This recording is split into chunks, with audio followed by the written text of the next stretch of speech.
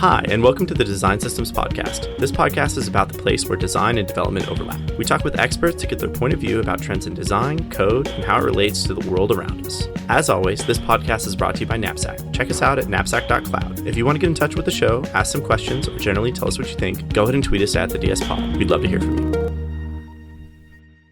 Hey, everybody. Welcome to the Design System Podcast. I'm your host, Chris Strahl. I'm here with Stephen Gates once again. Hey, Stephen. Welcome back to the program. Thanks for having me. I think, third time's the charm? Yeah, this time we're doing something a little bit different. We're talking about Patterns, which was the conference that we did in June over in Santa Fe, New Mexico. It was a great time for everybody. You were one of the speakers there. We sat on stage in front of a mic for about, 45 minutes or so, and had just this amazing conversation that I wanted to recap. It touched on things like trust and design thinking and how organizations, even like the United States military, think about design and the way we implement design in our day-to-day lives.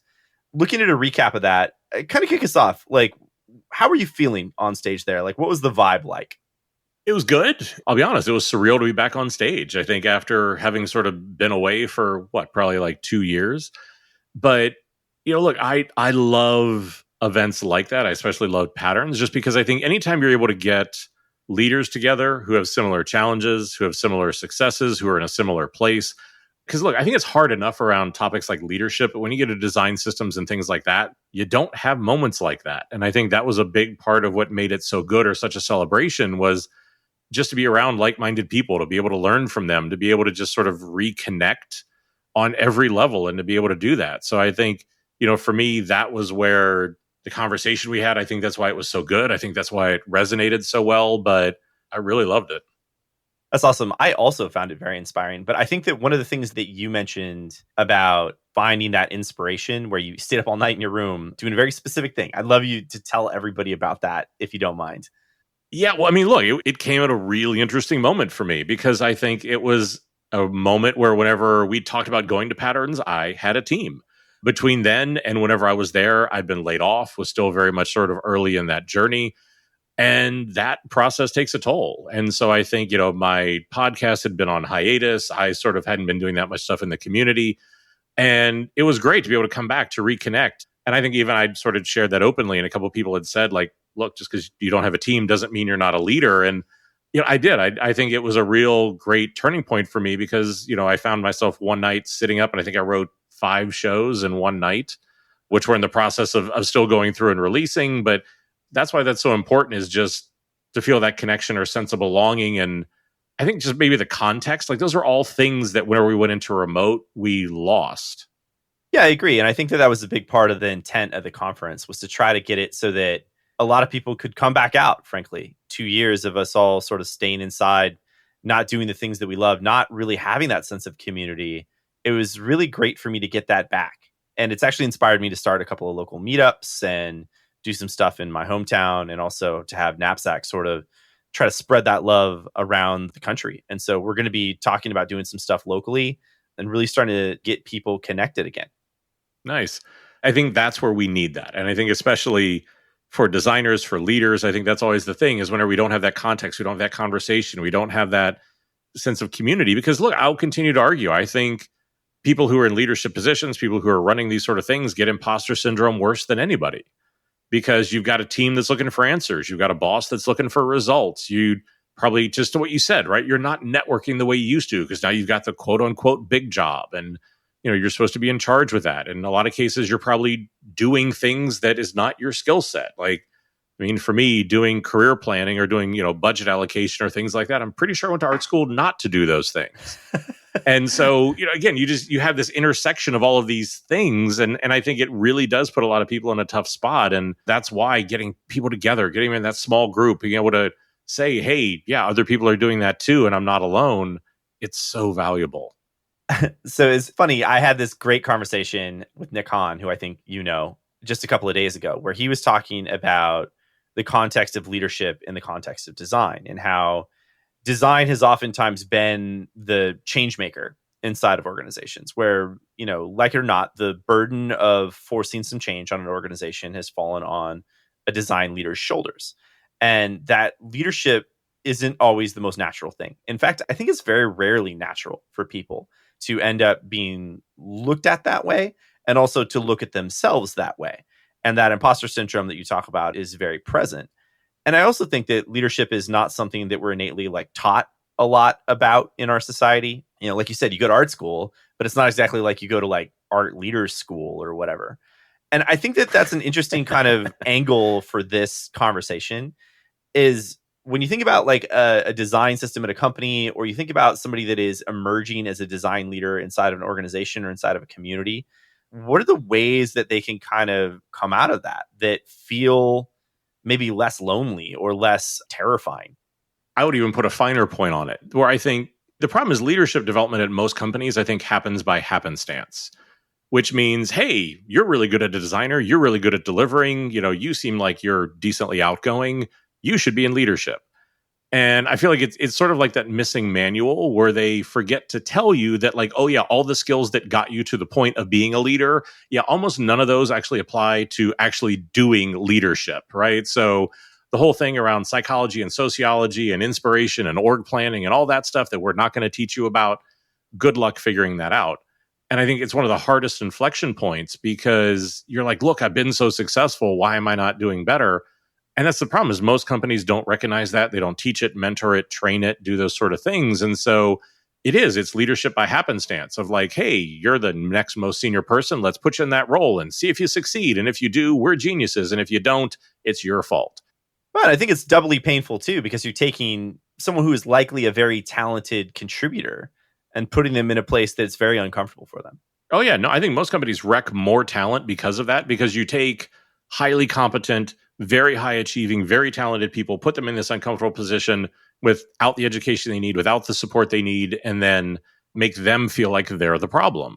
That's a huge part of the problem. And so I think a lot of it is that the burden falls on you to be a leader and to figure it out. This is why probably around 70% of the leaders I coach are in therapy, which I think is a great thing, because it's just you're trying to reconcile, why am I not better at this?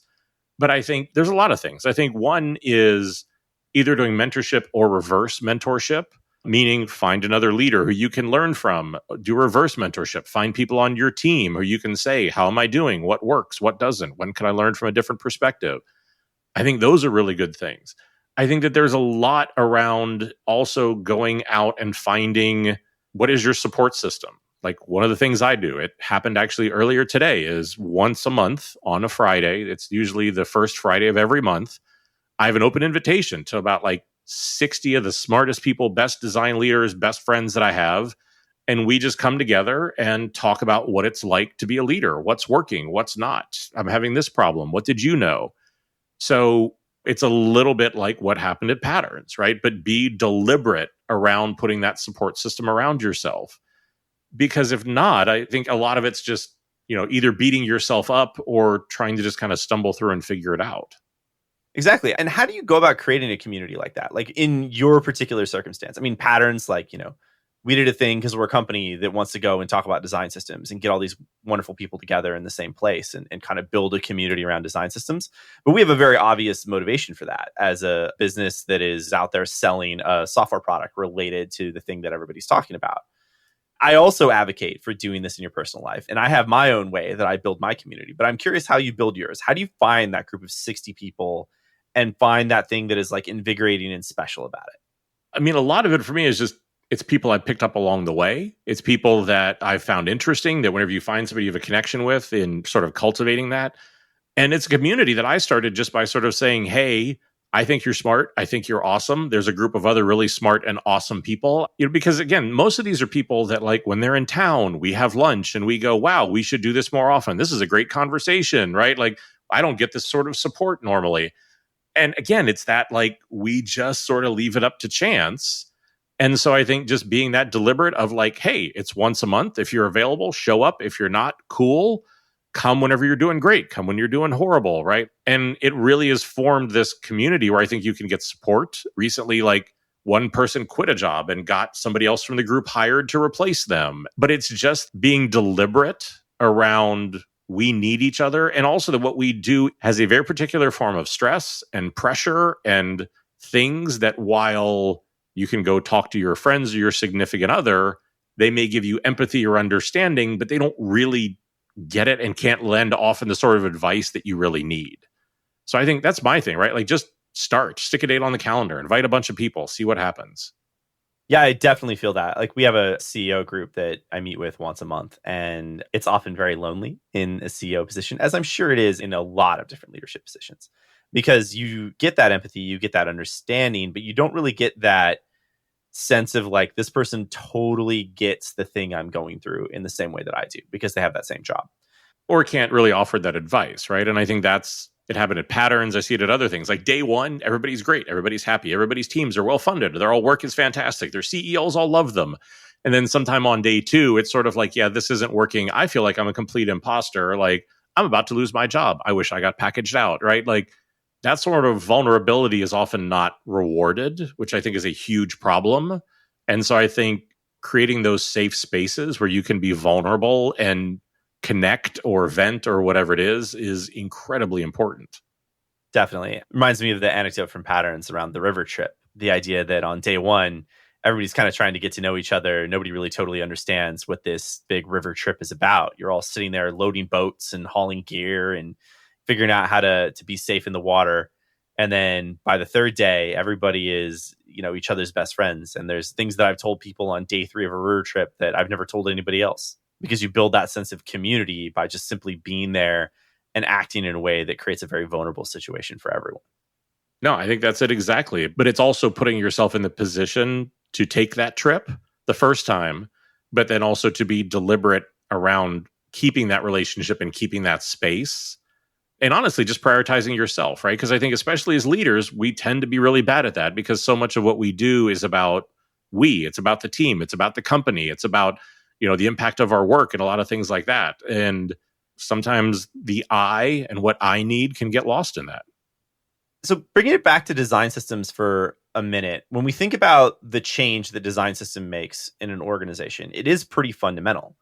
And especially recently, I've seen more and more people that have had design systems or design technologist titles that are being created largely to spearhead these systems. We're minting new leaders and we're minting occasionally even new executives based on this need to create systems for how we manage the creation of product inside of our organizations.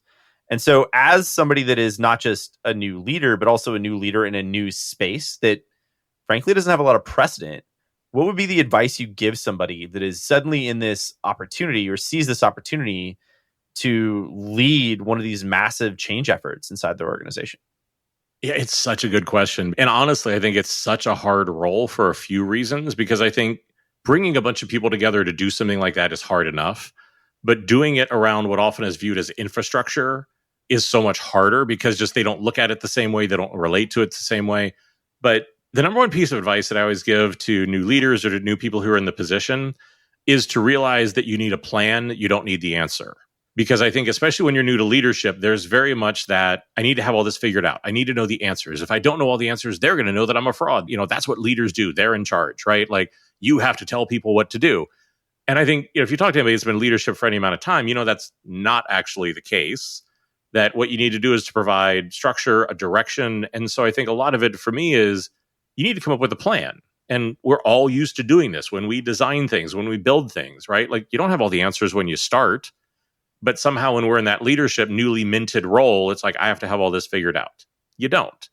What you need to figure out is what is the direction? What can people expect from you? What are you expecting from them? What are the milestones? When are we going to report back? How are we going to measure our success? Right? Like these things. And so I think just giving yourself the grace to know that whenever you start, like I said, the plan doesn't have to be the answer. Because the plan gives direction, it creates the space, it creates the confidence, it does the things that you need to do as a leader. But then it gives you the space to figure that out, to get your feet underneath you, to figure out the team, to figure out where the problems are, and to work through what that is, right? Because I think that fundamentally is the biggest thing, is everybody just jumps in and tries to solve it all at once and then is immediately overwhelmed, feels completely inferior, and like they're not doing it right. Well, and there's always chaos, right? Like everything is always this imperfect system, and trying to derive just meaning from even the chaotic amount of data that you suddenly have in front of you, right? Like there's signal everywhere when you're a leader, and trying to understand like what the right signal is to act upon it really is about that much more systematic approach to how you tackle information, how you tackle uncertainty, how you tackle all of the nuance to the disruption that you're causing inside of an organization, and fundamentally try to figure out a way to lead people through it is much more of a journey than it is a destination. Oh, yeah. No, absolutely. And I think for years, I have said, mostly as a joke, but I think there's a lot of reality to it, that a lot of modern design leadership is made up of executive hysteria management, right? Which means some executive said something and everybody started running around and started to design things and buy companies and do prototypes. And it's like, and nobody said, hey, is that a good idea? And I think that's why, like, the best description I've ever heard of a leader is somebody who has the ability to be the most confident, uncertain person. Because it's all about change. It's like 16 different variables. And as soon as you get most of them right, then something else changes. And it's such a dance. And, plus at the end of the day, people, like somebody sent me a meme the other day that said, today was going great. And then people. And it's such a variable that's in there to be able to do that. But I think it's giving yourself the grace, giving yourself the space and the time, and also to bring your team along with you, right? Most transformation work, most work fails because the team isn't empowered to go along with you. And I think doing those sort of things and not that like, oh my God, I have to have all the answers, that shift or that thinking, I think just puts you in a much more sustainable place. Well, we've talked a lot in prior episodes about the need to engender trust and foster the idea of autonomy and the idea that there is support for the people within your team. I think that context was largely on the idea of how do you create a more high performing team. That context also benefits the leader themselves, and that, obviously a high performing team usually means that there's a high performing leader at the helm of it. But I think even beyond that, the idea of empowering a team to be able to do great things teaches you a lot about the value of leadership and what you should and shouldn't be doing. No, it definitely does. And I think it also teaches you not all leadership is visible. Because I do think, like, for me, I always think whenever I'm leading at my best, the team probably doesn't see about 60% of what I'm doing. Because it's the problem that didn't happen. It's the budget that, we did get. And that, not everything is this sort of like in the movie, stand on top of the hill, waving a big flag. And again, this is why I always study like so many other sorts of leadership or types or where that comes to life, is to try to look at how are they looking at it from other perspectives. Because again, I think sometimes you can find some really interesting insights there. Well, like at Patterns, you were talking, speaking of flag waving at the top of the hill, you were talking about the design thinking that the US military employs. And I thought this was a particularly interesting anecdote because it's not what you think. So, like, go ahead and dive into that a little bit. Yeah, so I'm constantly searching for new ideas. I'm constantly searching for different inspiration, and I always find it really interesting places. So what I ended up doing was I ended up falling down this rabbit hole after I discovered that the US Army, of all places, actually runs design thinking. And I found this fascinating because it's like, how does someplace that seems to be so structured and so rigid as the US Army do design thinking? Well, what I discovered was several years back, really after the wars in Afghanistan and things like that, the Army just said, look, the problems we're trying to solve are more complicated than ever. They are more dynamic than ever, because we have countries and politics and people and so much involved that this isn't just sort of a simple, straightforward, hey, there's the bad guy, go get them sort of problem anymore. Yeah, unconventional. Right. So what happened was a number of years ago, the U.S. Army actually put design into the doctrine of the U.S. military, which I think is such a fascinating thing. But what they did was they created what's called ADM, which is the Army Design Methodology, which is the Army's version of design thinking. Now, this is something that they teach at one of the military colleges whenever you can go in and learn how to actually go in and apply design thinking to problems in the military. Now, this can be everything from how much gas do you put in a tank to get it across the desert to how do we figure out how to let everybody in Afghanistan vote, right? So these are not simple problems. These are not small problems. But as I got into it, it was really, really fascinating to see that they made some really interesting changes to what traditional design thinking has been.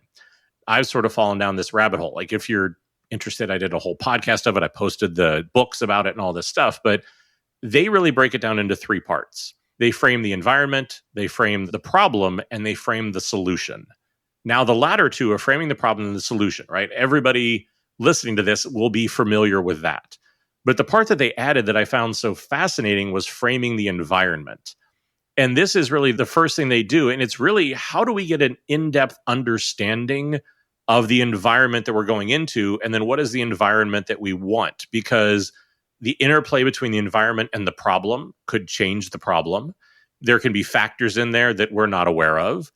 And if you think about it, every problem in corporate America or things like that, the state of budgets, of leadership, right? Like environment is a variable that is always there, but we never stop to do that step, right? Like we just want to jump right into the problem. And then if there are environmental factors, we'll figure that out. But it's interesting to watch something like the Army, how much they value what design can do, how they want nonlinear thinking, how they're teaching people to be able to do this. And again, if you want to look it up, it's the United States Army's School of Advanced Military Studies. They refer to it as SAMS. And then ADM, the Army Design Methodology. But it was really interesting to see a group like that maybe have a better understanding of how to solve complicated problems than corporate America, who's been doing it far longer. Yeah, the thing that I loved about that part of the conversation in particular is there were a lot of people that started to immediately think about their own environment and the own thing that they were building for. And when I started to search for this at Knapsack, the thing that I found really interesting, specifically about the way that we've thought about software design, is that our software goes into a huge variety of environments. Everything from startups to Fortune 50 enterprises. And in that gigantic range, there was kind of a choice that we had. We could offer a really opinionated solution that was basically like, this is how you should build the infrastructure to house your design system. Or we could offer something that was very highly flexible and unopinionated. And largely because of the environment of where design systems are at a macro sense right now, we offered this very unopinionated model for our software. And we did this largely because, frankly, there's a lot of different definitions still to this day about what a design system is, how you build it, how you construct it. And oftentimes that relates very specifically to the environmental context that those people are aware of, what they've heard a design system is. Like, lots of people are like, oh yeah, my design system, it's my Figma files, or it's, some set of documentation or whatever, right? But the idea is, how do you create something that can work across different environments was kind of how we thought about that. And this was the most salient example for me relative to what you were talking about, is there was this ultimate and eventual choice that we had. Do we go hard into an opinionated way of doing things and try to get people to see that opinion? Or do we want to create that more flexible system that can work everywhere? And we very much geared it towards the latter, just because when we looked at the maturity of the environment and the maturity of the market, nobody actually knows what the right way is yet. Well, but that's also, again, there's a very sort of deeper meta conversation of, does right even exist? But that's the problem, right? And I think this goes back to what I said before, but I think this is actually a more complicated problem than usual, because part of the problem is in the name, in that some people, whenever they hear design system, like design thinking, they hear that as ownership, not as a descriptor, that design owns it. My joke is always, if you want to scale design, don't ever call it that. So I think, one, you have, sort of is that a design thing? Is it which we all know it's not. You're having to get multiple parties to come together. It has to be a living system that is ongoing. It's a partnership between you and engineering. It absolutely has an impact on the product you ship, but most of the company doesn't understand it as a product. They see it as this weird infrastructure thing. So why does this matter? And I just think all of these are creating a lot more complexity and a lot more problems than what I would argue you probably have in a regular product or product launch. I think flexible is the right way to do it, because every time you go into a company, all those variables are going to be so completely different. Yeah, and I think there is even a point where, while we see more and more leaders emerging in this space every single day, like every week, there's more people that I see with, again, those titles I mentioned that are directors, VPs, design technologists that are cropping up, because this is being recognized as a trend. But there are still not a lot of examples or a lot of characterizations for them to draw from that represent the right way of doing this, if there even really is one. And I think that there is still this emergent idea of like, what is our best practice? What is our structure that we want to think about that represents that future of how we build digital product? And I'm interested to watch this community of leaders sort of co-define that together. And you did tie into this a little bit at Patterns as well, where the sense of the people that are all around us. How do we bring all that wonderful stuff that we talked about, all those wonderful learnings we had, that community we built back into our respective organizations? That's the tough part of this, right? Is that one, I don't think there's a right way to be able to do it because, again, the conversation we had at Patterns would probably be different than we had it now because the economy was in a different place. Companies were in a different place in hiring. Their investment was in a different place. So I would argue, just even honestly, a few weeks later, it's a different conversation. And so that's where I think that there is that constant read and react. How do you look at what's going on? Because again, I'm guessing like whenever companies get like this, usually they're not like, hey, let's go spend more on design systems. If anything, they start to look at design and go, we don't need that. They're expendable, only to realize 3 months later how much they really need them and try to hire everybody back. Well, this was exactly what Dana Lawson was getting to at Netlify. Is she's like, have you all ever felt the pinch? Like it's coming because you're going to be asked to do more with less every single day. And this is why with a lot of those teams, or even on my own, I'll try to get them to understand that there's sort of producer teams and consumer teams. And the recent supply chain issues should have really highlighted this for a lot of people. But a design system is a producer team, which means you produce something that others consume. You produce it just like a grocery store, right? You're putting the ingredients on the shelf so people can take the food home and, go cook their recipes. As a result of that, if that supply chain slows down, if all of a sudden that's not running the way that it used to, then yeah, you actually put the whole thing at risk because all of a sudden people are like, oh, I can't do what I want. It's not evolving. I'm going to go do my own thing. And then all of a sudden there's 4 design systems and, a lot of that sort of stuff. So it's tough. And that's what I mean is I think this space in particular is so fraught with so many of these challenges. That's why it's so difficult. Yeah, I mean, not to mention that you're completely disrupting the way those consumers think about actually how they build their product. Because I think that there is sort of a chain here, right? And like you brought up supply chain, I think it's a great way of thinking about it, a great sort of analogous system where you have, for example, if you're buying a car, right? You have all the people that supply the raw materials of the car, you have the car manufacturer, you have the dealer, and ultimately like there's customer value that happens like after, 4 or 5 different steps in that chain. I think we face that very similar problem in the way that we create digital products today, where you have a bunch of sort of like low-level libraries or frameworks or whatever that people use. There's a bunch of people that are now creating reusable parts represented in a design system, vis-a-vis components, that then ultimately end up being assembled into an application by a different team that ultimately then represents user value like 3 or 4 points down that chain. That's a really intricate, complex, interdependent web of how you go about building product. And if not everybody understands their role to play in that chain, it sort of breaks it. And if you're that person that is now all of a sudden expected to get a package from a design system that includes all the componentry that I then assemble into a production application, that's a big departure. And I think that this, again, coming back to the leadership side of it, represents this interesting challenge and also leadership opportunity for people in design and for people that are leading design systems to say, this is not just a difference in the way we think about, how we supply things. It's a difference in our overall supply chain for products. Yeah. And I had a couple of really interesting conversations at Patterns around how it is sort of like part operational and part, I don't know what, like social movement.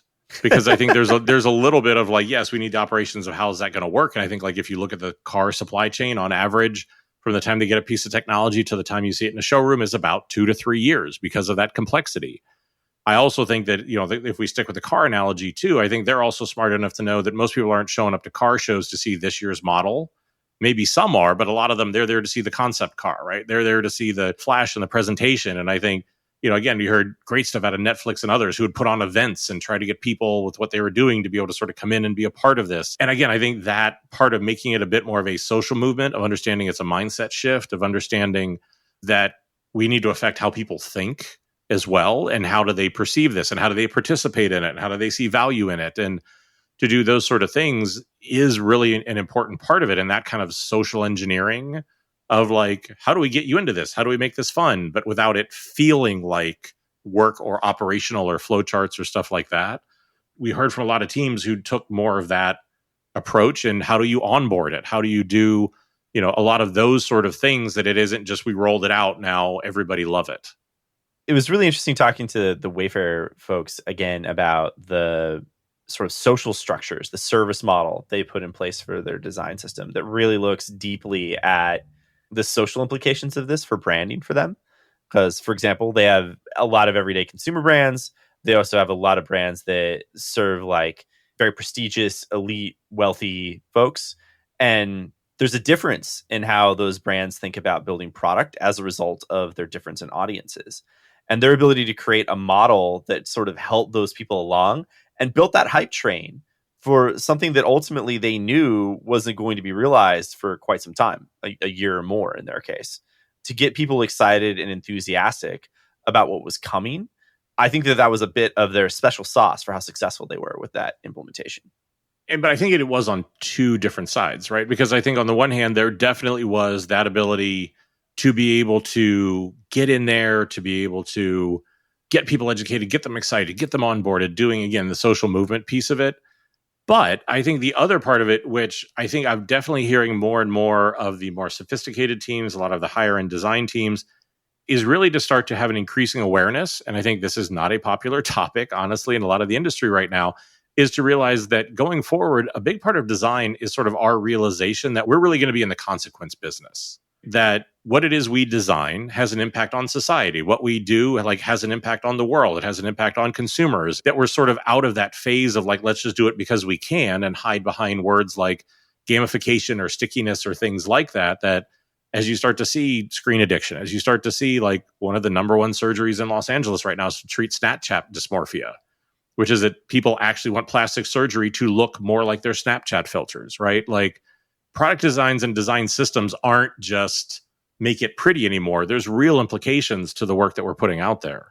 Yeah, certainly. Like a lot of echoes of Ethan Marcotte and talking about the Bill of Rights for your content and your creations, right? Like, what is it that it means when you say, like, I've created this thing? You know, what if that thing that you created ultimately ends up being a control in a remote drone in a place that, you know, people are going to die from that technology? Like, do you have the right to say how it's used? There's a lot there. And like you said, there's a bit of ostrich syndrome about that going around right now.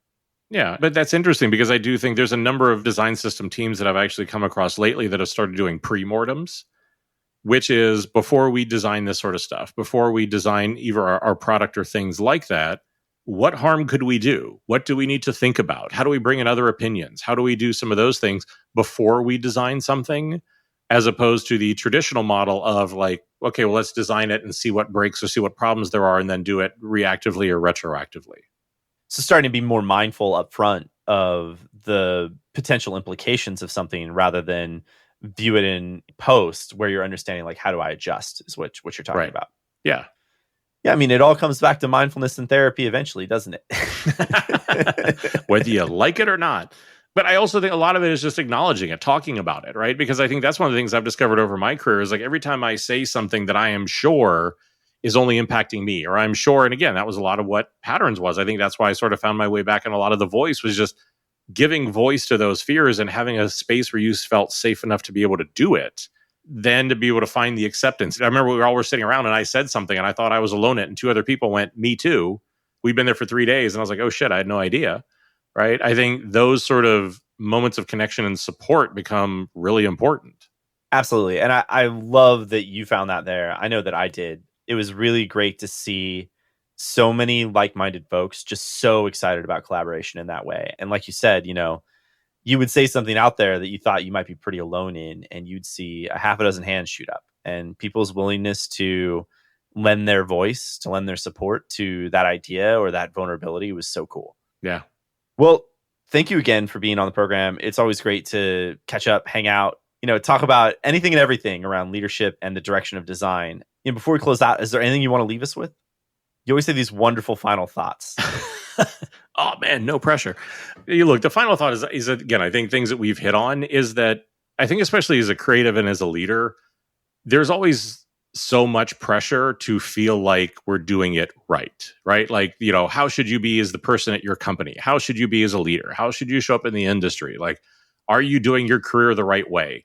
Your brain plays a trick on you. None of that is really real. I always ask people to think about like your favorite artist, your favorite musician, your favorite creative, right? Like they didn't get to where they are by being like everybody else. And I think that it really is still a moment where as a leader, as a creative, showing up as your authentic self, valuing yourself, supporting yourself is often one of the most courageous and rebellious acts there is, because there's so much pressure and it's so much easier to just kind of fit in with everybody else. But I think long term, we don't get into this because that's the life we want or the way we want to be able to do work. And so I think that's where events like Patterns, like discussions like this, the ability to go out and to prioritize yourself, to understand what you want, to be able to understand how hard this is. I think even when you said before about, being a CEO or a leader is lonely, I think a lot of people that probably doesn't make sense. But if you've ever been in those shoes, you know how true that is. Whenever you're the one that's trying to push a vision that you feel like only you see, that's a lot of the things I just try to remind people is probably the final thought, right? Like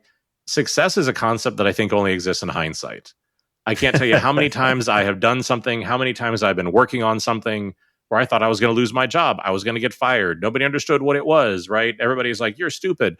And then as soon as it worked, they all wanted to know if I was hiring. They all claimed that they were a part of it. They knew it all along, right? But it was like, whenever you're doing it, it doesn't ever feel like it's going to lead to that success. But I really think that for a lot of us, I had somebody tell me this the other day, and I thought it was one of the smartest things I probably heard this year, right? That discomfort and uncertainty are the cost of admission for fulfillment. That to be able to get to do the things that you want to do, to be able to grow in the ways that you want to grow, right? Like those things sit on the other side of feeling that way. And I think too often when we feel that way, we sort of feel like we need to back away from it. But to start to train yourself that when you feel that you're actually heading in the right direction, and to know that that's the cost of admission to where you want to go, I think that sort of stuff makes an insane difference. That's awesome. I love that. I knew you'd come up with something on the fly. See? Like, you didn't even know that was going to be successful, and now here's your validation. Oh, I was totally working without a rope there. I was like, let's just start and like trust that I'll land on my feet. I just so appreciate your time, your friendship, your energy towards this. Thank you so much. Wonderful to have you as always, Mr. Stephen Gates. Much appreciated. Look forward to having you back again soon. Yeah, looking forward to it too. Thanks so much. That's all for today. This has been another episode of the Design Systems Podcast. Thanks for listening. If you have any questions or a topic you'd like to know more about, find us on Twitter at the DS Pod. We'd love to hear from you with show ideas, recommendations, questions, or comments. As always, this pod is brought to you by Knapsack. You can check us out at knapsack.cloud. Have a great day.